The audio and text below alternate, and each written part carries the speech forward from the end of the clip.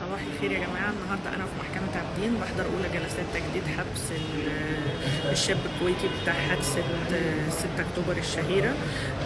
بعد ما تواصل معايا أخوه وبعض السادة المحامين بالكويت المتواجدين معايا هنا النهاردة في المحكمة علشان يتابعوا القضية بنفسهم.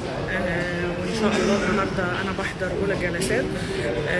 أحب أعرفكم بس إن هو الشاب كان في حالة هلع وتوتر وقلق، وهو ده اللي خلاه ما يوقفش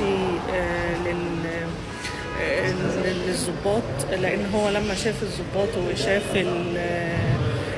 وشاف الناس ملمومة عليه دخل في حالة هلع. والنهارده بيحضر معايا أستاذ فاضل محامي من الكويت، أستاذ عبد العزيز. أهلا أستاذ عبد العزيز. أهلا وسهلا يا أستاذة. إيه الأخبار؟ الله يسلمك. الحمد لله طيبة.